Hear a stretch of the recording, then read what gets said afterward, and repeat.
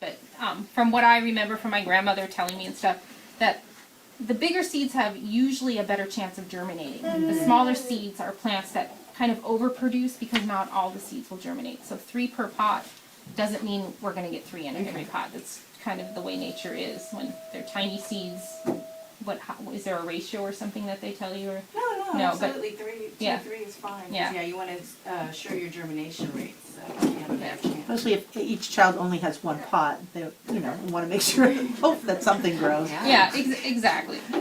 And the pruning is a good idea too. I mean, Yeah. thinning them or whatever, they would like to do that. So now we go back to what we remembered. We wrote down 1/4 of an inch is what our seed packet recommended. And so there's a number of ways to do this, but I highly recommend using, or we're telling you to use a tool. So you can use old pencils, you can use popsicle sticks, chopsticks, or whatever like that. I think we have some plans to have some of these Like 6 in available. each bucket. Is that what you want? Yeah. So I'll have the kids work on it. The key is, though, and what I learned at the seminar and what I agree with, is you don't want to stick with a lot of marks on it. You want a stick, or like this one, for example, we want to put a special mark for this specific seed because the kids will forget and they'll just start plugging it in. So if there's only 1 mark on your seed, chances are that's how deep they'll plant it. So I'm going to put my pencil up to a ruler. And I put in the directions. You can do this ahead of time if you think your timing is going to be limited, and you can just bring it out and tell them what you did, or you can do this with the kids too, where you measure it. And you show them that you measured 1/4 of an inch, measure it, or draw your line all the way around. And I just kind of like reusing, there's so many old little stubs of pencils in your teacher's room. This is a great way to just reuse them as well. And so then I'm going to just take, if you have some of these in your kit, I recommend finding that 1/4 inch mark. I did not bring the best color. Okay, it's this one. And then just remarking it in a different color. So you can tell them, do it to the orange line and only the orange line. Does that make sense? Mm-hmm. And that goes back again to the story of the seed pack. And that's why I want you to tell them that if you plant it too deep, your seed won't get its solar panels out. Okay, so now we get to check the soaking pellets. And you can see the ones that I put in second still need a little more time to soak, and I maybe even didn't put enough water Yeah, in you there. put about I need to put some more. So that's why it's good to have those ones started ahead. So I can put some more in here, and we can get the first group of kids started.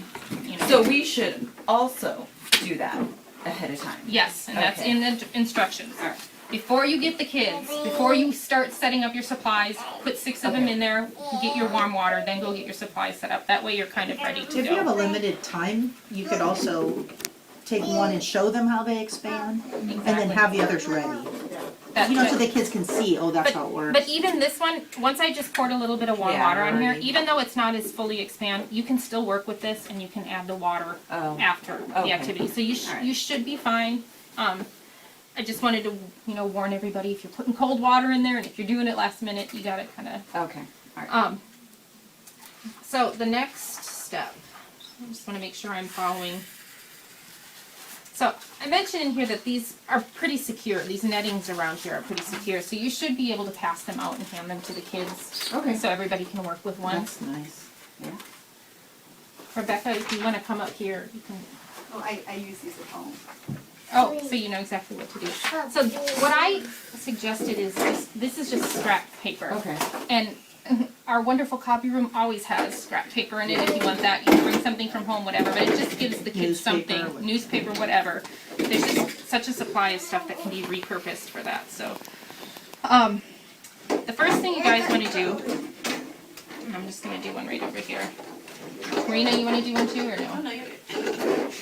Well, we've got to plant this whole thing. So, first thing you want to do, and you can, this is up to you with your kids and your your group of kids.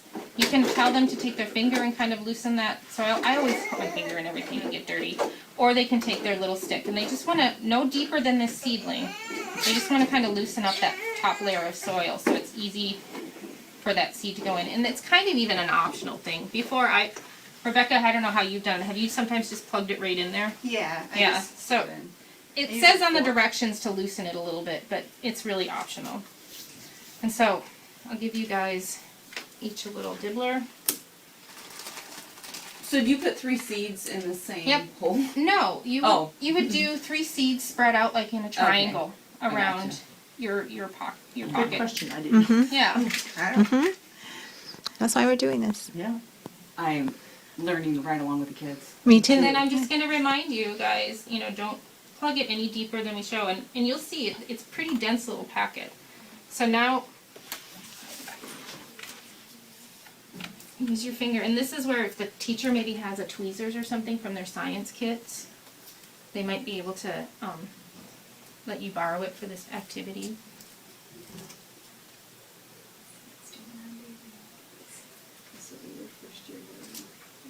Now, I don't know what these plugs are pretty small, Marina. Would you, with a seed this small, would you put 5 in there, or do you think 3 is pretty much the limit? If you have tons of seed, you could, the more the merrier, because you're just. You're ensuring that you get 1 per plug, so it's really up to you, depending on how tiny your seeds are. I picked these rather small ones for this activity, and I'm saving the bigger seeds for the kids to handle for this first time around. And because it's not on the video, you guys were talking about how if more than one does sprout, that you're going to keep the strongest one and pull the other ones. Yep, Is that the right? best- And the just best keep looking sprout that comes up once as- they're like about how tall or. Yeah, and I explain it in the packet. that Okay. At some point, you're going to need to follow up. So You want these done too? You Yep. want them all done? But here's the key. Here's 3 that we put seeds in, right? So now we have to make sure that yeah. That's a good idea. Put Keep them them in the- separate. Until, So if you guys want to help me, here, Gina, I shouldn't have left you out. You get to do and one. that's right, I'm just vegetating before the Valentine part. I read pretty. These are interesting little pods. And as I'm doing this, I'm kind of assessing what our situations are going to be. Definitely, if you have more than 1 seed per pod, you're going to need to fluff it out. The bigger seeds, the younger kids, you can just have them push their stick in right in the center and put their seeds in it. And that'll help you too, timing-wise, when you're dealing with the smaller kids sometimes. These are pretty easy to get in the hole once you make the little hole with the 1/4-inch dibbler. So you just cover it up. Yep, you just okay. drop your seed in your little hole, and then you just take your dibbler and carefully brush the soil over the top. You don't want to pack it in No? Okay. or tamp it down, because what you're going to end up doing is getting that seed packet or that energy pack too low.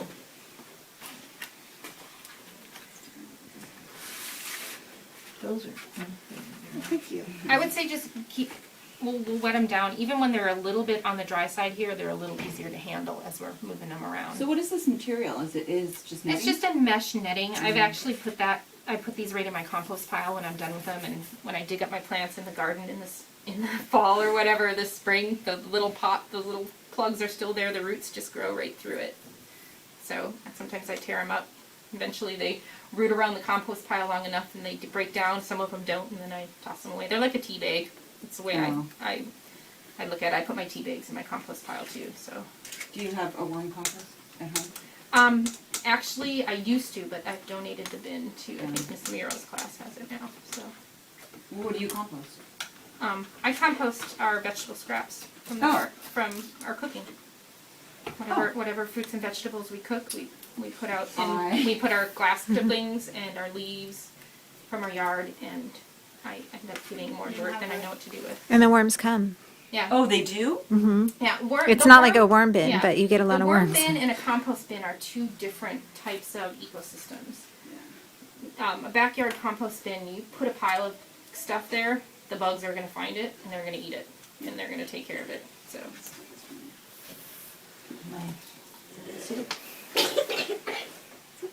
So when you guys are finishing it up, I'm just going to talk through some of the next steps.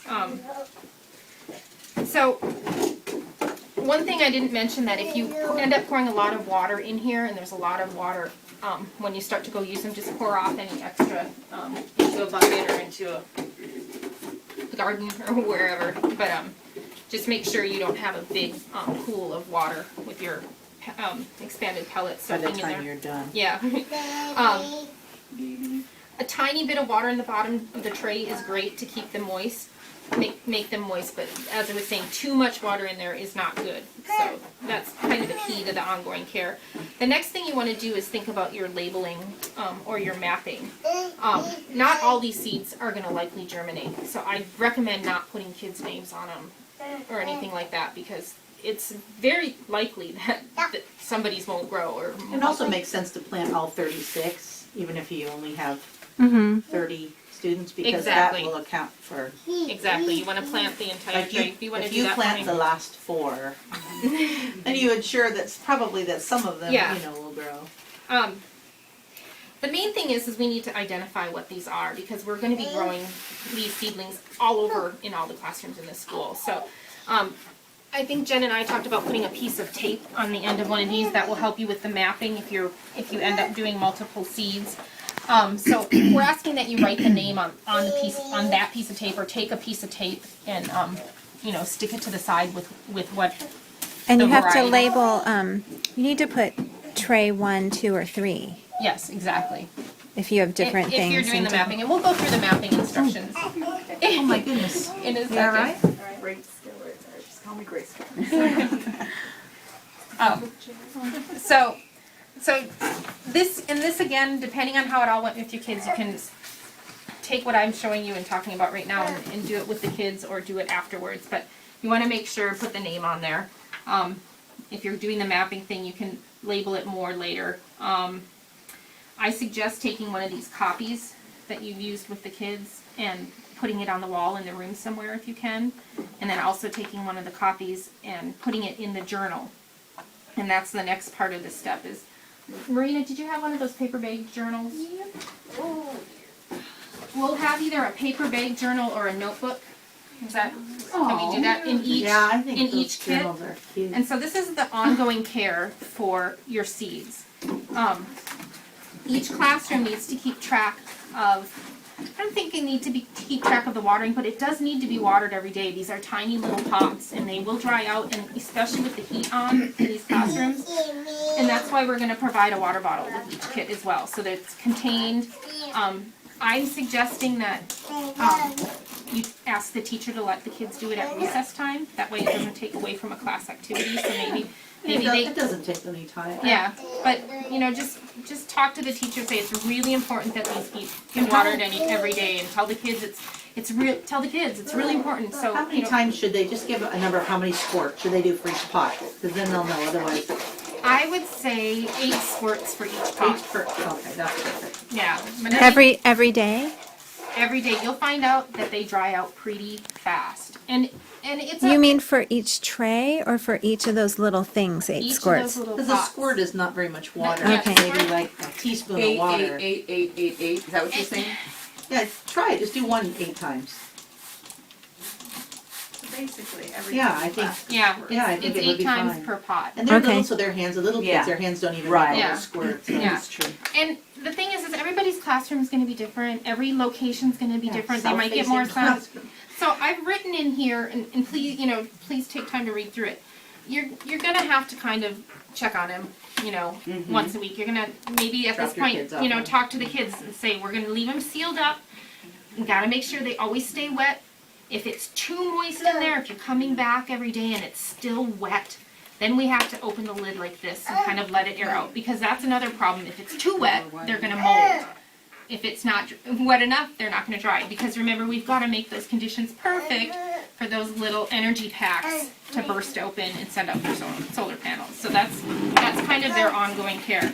They're going to write down, maybe it's a good idea to say, write down every day you water.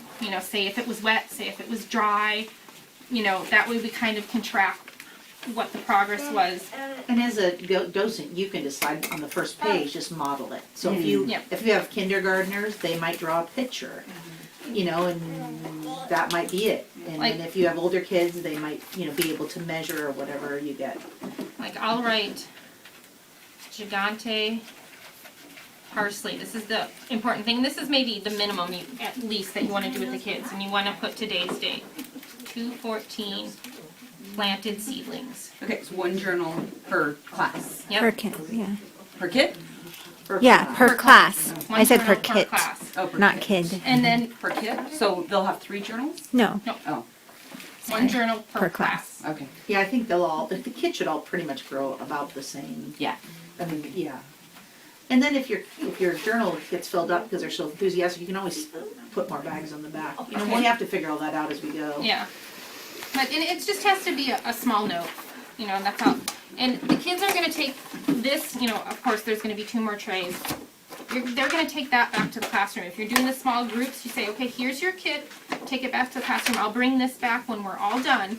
But you guys are in charge of caring for these now. You've gotta make sure they have just the right amount of water and that they're warm enough. And if there's something not looking right, you know, talk to your teacher and tell her to send me a note or something like that. So it's kind of like they're the little caretakers now of these seeds, and we need their help monitoring them every day and keeping them watered. And just reinforce that it's something they should remember to ask the teacher to do at recess time. You know, How often Yeah, do the they- teachers may let them do it Or- during or the- openings or whatever, Yeah. whatever the teacher decides. Or How often should they write in their journal? every day I would say put a note of watered seeds look good, no sprouts. Okay. The key that we want to find is when does that first sprout come up, and we want to see how long it took, and then the as- kids you can leave a ruler on the windowsill. They can measure once the seeds start to sprout. And Fine. and Okay. it'll be fun to say, okay, today you have 1, you know, next day you'll say, oh, there's still only 1, the next day, oh, we have 5 sprouts, and you know what I mean? The tallest one is 1 inch high or something like that. And this growing thing is going to take us a couple months. We're going to start the seeds, they're going to germinate, we're going to need to thin them, then we're going to need to transplant them into bigger pots. So this is something that I'm not expecting, I'm not expecting you guys to go in and check on them every day, but if you have a weekly or a bi-monthly meeting time, that's kind of this is your focus for the next couple months, is to check on these things, maybe check on something in the garden with them, and see these seedlings through until we have something that we can use in the garden. So again, everything in here is kind of described. The other thing you were